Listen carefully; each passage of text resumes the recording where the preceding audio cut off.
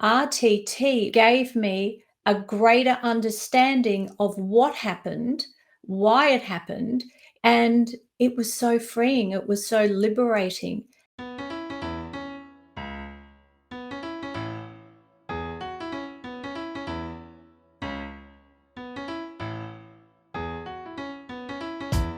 "83% of Americans identify as not very happy, which can hold you back and negatively affect your relationships and your business." On this podcast, we discuss the proven steps to happiness so you can restore balance and rekindle your joy.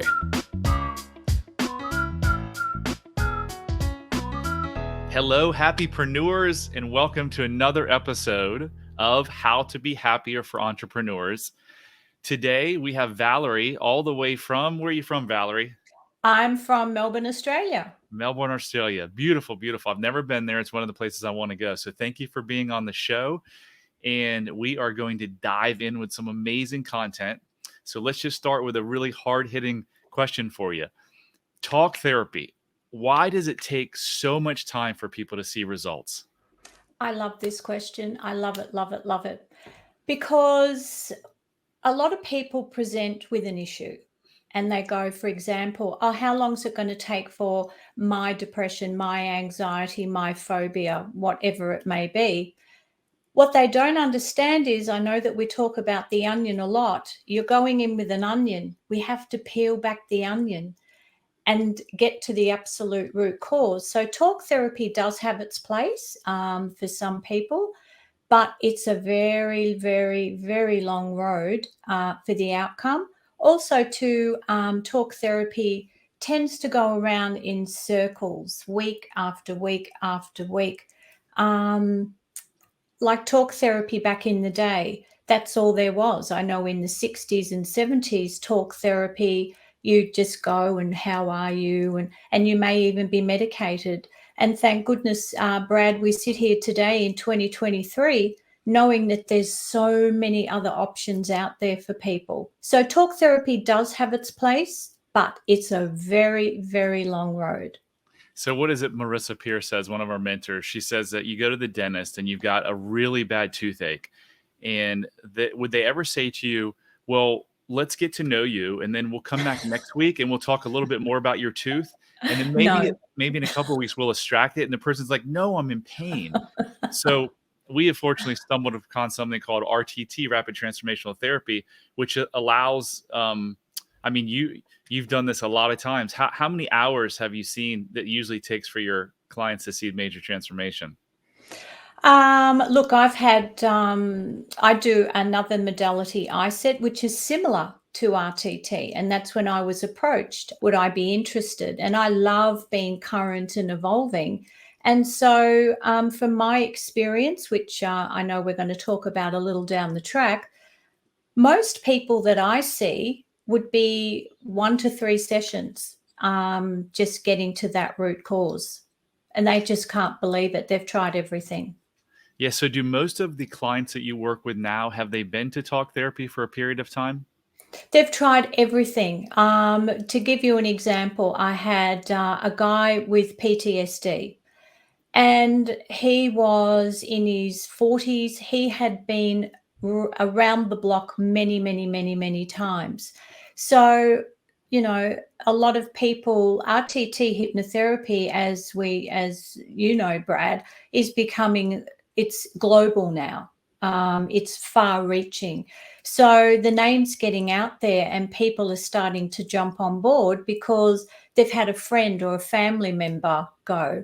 And I just remember seeing this person in one session just go, oh my God, I have spent thousands of dollars and I can't believe how many hours, and you're the only one that's been able to get me from here to here. So I talked before about the talk therapy. RTT hypnotherapy is from here to source. Let's get in there. Let's do something about it. I have a 5-week program, and I end the 5th session by asking, can you give me a rating on a scale of 1 to 10? And I asked this gentleman, he said 10. And I said, what else can I do different? He said nothing. And I said, knowing now what you know, what would you pay for this? And he said $25,000. And I said, why? He goes, because I have spent tens of thousands of dollars over the Yeah. last 20 years, and I didn't get anywhere near as far as I got with you in 5 sessions. So Yeah.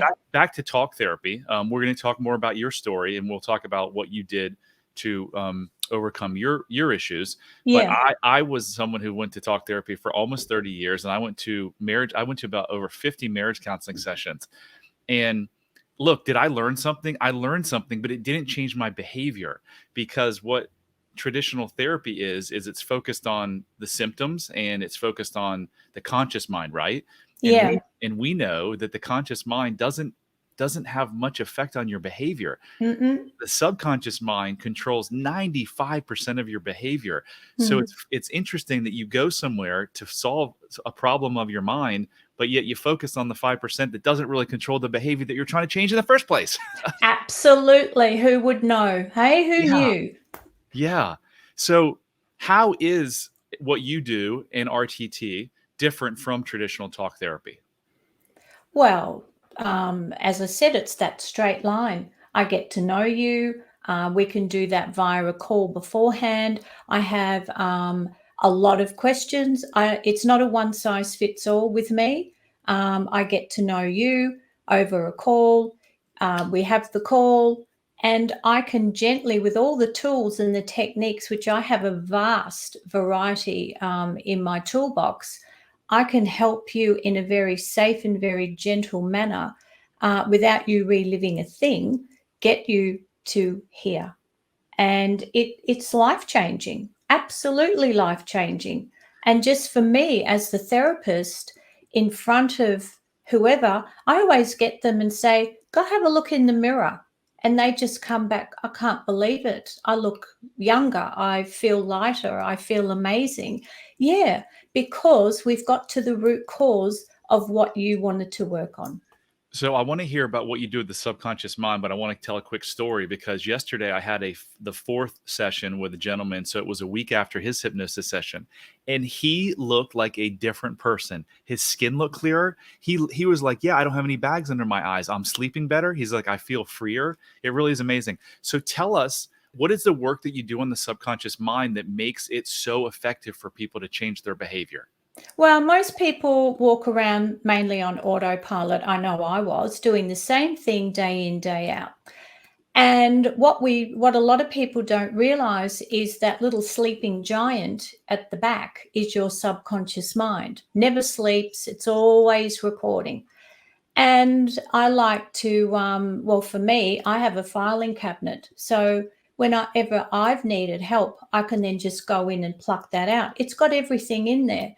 So emotions will always win over logic, but the subconscious mind has everything there from the moment we were born right to current day, sitting in front of whatever modality of whatever therapist. So the work that we do, we bypass all that and we get into that subconscious mind that's got all the answers of why you think a certain way, why you behave a certain way, about your behaviors. Why do you all of a sudden have a short fuse and you can't stop yourself? And I could go on and on. But as you know, Brad, we get into that subconscious mind. It's very safe. It's very gentle, but so effective. And we can unravel what those limiting beliefs that we gained mainly in childhood. Yeah, so my subconscious mind for 47 years of my life was telling me that I wasn't worthy and I had to prove myself. And it wasn't Yeah. until I got into that and realized, like, I didn't wake up every day saying, "Oh my gosh, like I'm a terrible human being," but my behavior showed that I didn't feel worthy about myself. So once you figure out what's driving you and the cause of that pain, then you have the ability to change it, because as we know, all change begins with awareness, right? Absolutely. So Look, tell I us was about. the best people pleaser, low self-worth, low self-esteem, masking, how are you? Oh, great. Whereas actually inside it was a very different story. So let's talk about your past and your history. What is your story, and specifically, what was your childhood like? Well, anyone looking in would have looked picture perfect, which is another thing that we come across. Had a loving mother and a loving father. lived in a house that was my mother's childhood home. But it was a Christmas Eve. My father went off to work. He, back in the day, was one of the best tradies, a roof tiler and a glazier. He was also a sportsman. He was a runner and played football. So he went off to work as he did every other day. Long story short, he fell through a double-story roof. As a 6-year-old, I was standing there watching my father going through agonizing pain and a whole heap of other stuff and being carted off to hospital. He, fortunately, 8 weeks later, shuffled his little self out of a hospital. They were talking paraplegia. But he also, at that time when I was 6, he said, it's the power of the mind. He said, I had 3 daughters at the time, a wife, and that was not going to happen to me. So I was very young to understand that, oh, this thing in here is very powerful. Fast forward 3 months later, my mother wanted to go to church. My father was away. And because she had gone through all that stress and kept the family together, her adrenals, that cortisol that was surging through her body, she had a collapse. So what happened to me was that I was then farmed out to relatives. And that's what I mean, farmed out, because it was not my choice. And I happened to go with a grandmother and a grandfather that I wasn't terribly fond of. Oh, And so the impact of that in my in school and as I grew up, but it wasn't until my adult life that I met a psychologist. She was a clinical psychologist, and she pointed out to me that by what happened to me back there, that created such abandonment inside of me that created the low self-esteem and the low self-worth. So I did some work with her. She was a bit of a trailblazer back then because there wasn't the RTTs and there wasn't the ISET, which is what I also do. She did cutting of the ties that bind. So she was quite liberating. So that sort of snipped also. I wanted to snip from any ancestral trauma and any of that ancestral stuff that just gets passed down, values, belief systems, generation after generation. I wanted the buck to stop with me. so Valerie, how old were you when you went to that psychologist who was able to help you point that pain back to that childhood experience? 35. Okay, so at 34, you remembered being, quote, farmed out, right? To your relatives? Absolutely, at the age of 6. So you remembered it, but you had no idea the impact it had on you and how it was driving your behaviors, right? None.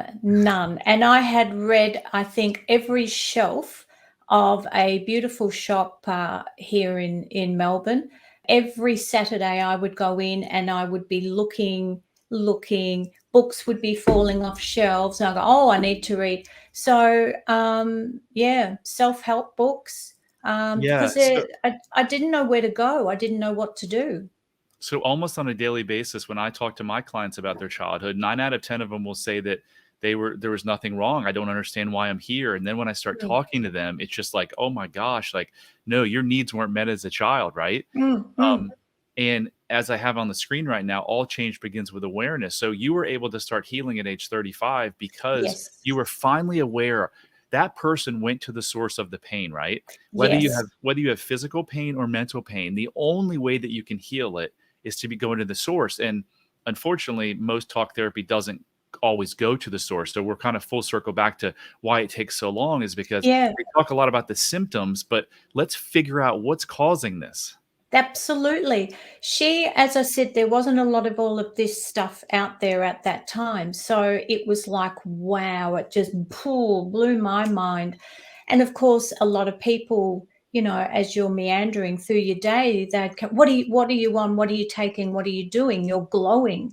I said, yeah, I feel free. I feel amazing. I don't feel trapped in whatever that was because we don't know what that is. But it was like, oh, okay, so that's it. So how I felt, how I thought, how I behaved, it was just a domino effect into all areas of my life. And it was amazing. I mean, I was just attracting the same person, just in different clothing. They were all either on drugs or alcohol. They were remote, unavailable. And my needs, it was like poking the bed, like the complete control panel of inside of me was being pressed constantly, and I had no clue. So I'm sure some people listening or who have heard your story are like, your dad got in an accident. A lot of parents get in accidents. Yeah, Your parents had to do what they had to do. They had to, yeah. like you said, farm you out. That shouldn't be a big deal. Get Mm, over it. mhm. What would you say to someone saying that? Well, how do you get over that? We as children, we attach meanings to things. Oh, well, I'm not lovable. I'm not good enough. I'm not enough. And that certainly was me. I never felt enough. I would absolutely compromise myself all the time to be that people pleaser, to be of service. So, it can be, when I say little, I don't mean to diminish what people go through. Sometimes it just doesn't have to be that obvious huge. It can be your needs just aren't being met, and that's as simple as it is. And my needs, what I needed, weren't being met. And yeah, you're right, Brad. I mean, my parents did the best that they could at the time. I was with family, but my memory of it is probably very different to what the grandparents thought they were doing. Yeah, I mean, it's just you just don't get over it, right? You get No, over you it through, can't. through doing the work, but Yeah. the trauma, as Dr. Gabor Mate says, the Mm. trauma isn't actually the event. That's a traumatic event. Yes. The trauma is the story you tell yourself. But Yes. as a 6-year-old, is anyone going to fault a 6-year-old for saying, "Look, my parents are not around. Like they must not love me. I must not be good enough." No, your brain is doing exactly what it should be doing to get Mm. you through that traumatic event. It's saying, "Here is a reason. You've got to have a reason why this is happening to you." Something bad happens to a 6-year-old. What do they say? I must be bad. So That's right. it's not about getting over something. It's about understanding the meaning that you placed on something that's now controlling your life. Because that person who probably judges you or me and says, "Just get over it," have a look at their life and see what their results and their relationships are like and their health is like. And do they drink too much and eat too much? Like if you try to just get over it as a child or as an adult, it doesn't work. Like these things are Mm. buried in your subconscious mind. There's a few ways, but the ways that you and I use the hypnosis is one of the best that I've come across. Absolutely. And how many times do you have people go, "Oh, you'll be fine. Good night's sleep, get out in some sunshine." Everyone's got a solution, but it Yeah. doesn't work. It just does not work. Because the subconscious mind doesn't know time, right? That's right. It's supposed to keep you alive. So I was having a conversation yesterday with a client, and his parents are in their 80s, and he was telling me about some of their shortcomings. And I said, "Listen, you are the way you are because of them, and Mm. they might be 82 years old, but they're a 6-year-old boy and a 6-year-old girl in the adult body." And I told him that, and he goes, "That's one of the most profound things that I've heard in this Mm. in the sessions with you," because he sat there and his wheels were spinning like, "Oh my gosh, my mom and dad, even at 82 years old, are still that hurt little boy and little girl because they never knew. They were told, just That's get right. over it, it's fine." And they Yeah. lived their whole life. So what was it that, I know you mentioned the psychologist and tying it back, but what actually got you from this person who was attracting the wrong people and not happy and going through all this turmoil to the person you are today? Well, I do have to honor the lovely psychologist that I did have at 35, and doing a lot of the cutting of the ties, the Phyllis Crystal method, that stopped my attracting the wrong types of people into my life. So I do have to acknowledge that for me. But having said that, I'm now I met a beautiful man 7 years later, and it was just amazing. I didn't quite know what to do with him because he wasn't those people. He was this beautiful, gentle, loving man that it was a healthy relationship. So that took me a little time to get used to. And then life's, you're going along in life and things start to emerge again. And you think, oh, I thought I'd dealt with that. No, I hadn't dealt with that. And so things were being poked. And again, it all went back to when I was 6, of that not feeling good enough, not being heard, not important enough. I didn't matter. I could go on and on. Brad, all of those symptoms. So I was very particular at this particular time. Unfortunately, 8 people passed away within 2 years, including my parents and some friends, a nephew-in-law. A lot happened. Job change, house change, all the majors, right? So I was very particular in who I could go to. I didn't know about RTT then. So I did luck onto a person that did a lot of EMDR. And I have to say, for me, because it was new, EMDR helped me with the emotions. But then I came across RTT, and RTT was able, for me, because I had done a lot of work on myself, it helped me go back to that 6-year-old and mop up what was left. And it gave me a greater understanding of what happened, why it happened. It also gave me an opportunity to speak with my parents through some wonderful tools that you and I now know, Brad. And it was so freeing. It was so liberating. And I now have that part of me securely in here, happy, singing, playing, and having fun. So if you're listening to this and you have gone from one bad relationship to the next, there's a reason for that, right? We're recreating Yes. we're recreating our stress from our childhood. That 6-year-old self who's hurt is looking for the person to rescue them. Mm-hmm. And so if you want to know if that 6-year-old is hurt inside you, I developed this quiz, this self-love quiz at bradchandler.com/quiz. Take the quiz, and if you score anything but extreme self-love, if you score mild self-love or lack of self-love, I promise you 99.8% chance that there's some correlation back to your 6-year-old self or 4-year or 8-year-old, whatever it is, that is inhibiting you to love yourself. And if you don't have extreme self-love, if you have one of the 2 lower categories, I can promise you that it's likely every area of your life is negatively affected. So don't take the quiz and get a lower score and be like, woe is me. Just the opposite. Take the quiz and be like, are you freaking kidding me? Because I can tell you, and Valerie will vouch, that if you go from, and I've had clients on week 1 that were lack of self-love and went to extreme self-love in those 5 weeks because they learned the truth, right? If you have those 2 lower categories, your life can change so profoundly for the better. I mean, Absolutely. in hours. Just like that. Yeah. Literally. So Valerie, what do you do now? Well, I still use ISET, which is an integrated self-empowerment therapy. It was founded by a beautiful lady here called Eileen Goebel. She since passed on. And the reason why I still use that, it still works. It's very similar to RTT, but it's a different approach. So what I use now is for the ones that come in that have seen a lot of the stage hypnotherapy, they're not having a bar of that. Well, that's okay. I will use ISET, and they're like, oh, wow, this stuff's great. Then the next session they go, what's that RTT hypnotherapy?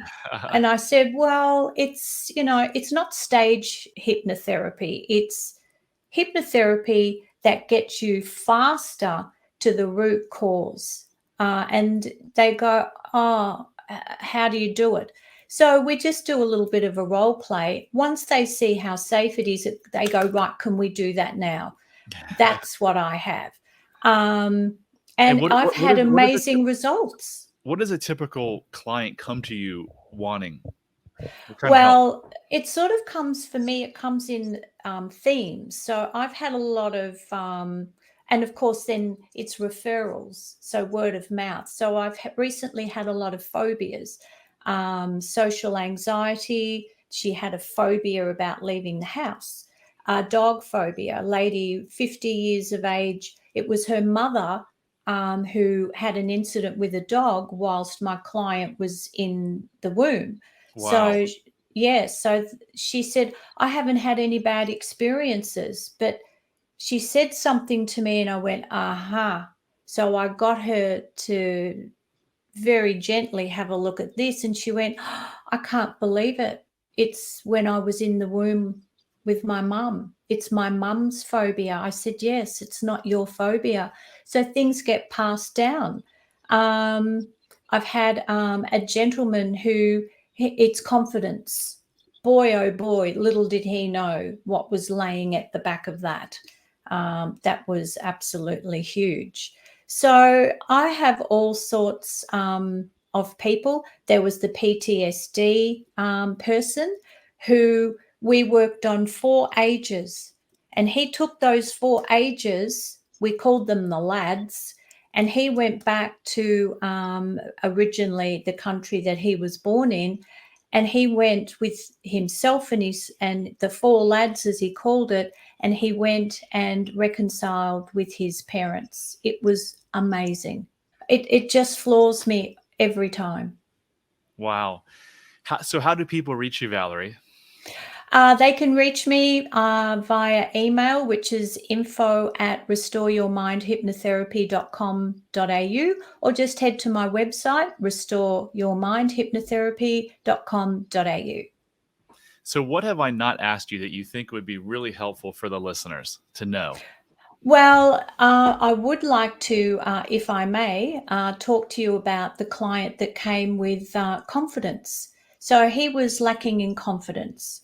So we tried to expand on that, but he was lacking in confidence in every area of his life. He did an RTT session. We did it over Zoom. And what I saw was just absolutely phenomenal. Now, what I'm about to say isn't phenomenal. He actually went into shock. He was fine, and he just was like this, and his color changed because it was so profound. It took him back to when he was 8 years old, where he was accused of doing something so inappropriate, which, by the way, he didn't. And his mother and his grandmother stepped in. He was taken to a police station. They were his voice. So at 8, he had no voice from that moment on. Wow. He said to me, I actually caught up with him for a coffee recently. He just looks completely different. He's changing careers. He's leaving a relationship. He's so strong now, and he can see. It's like, he said, it's like all of these layers, these veils, plastic, whatever, has all lifted. He said, I can see everything so clearly. It's not me. It never was me. It was them. That's right. His mother couldn't be happier, being the mother of this person. He said, it's just changed my life. I said, well, you can always come back for another session. He said, I don't need to. He said, I'm flying. He said, I'm making money. I'm making good decisions. I'm confident in my decisions.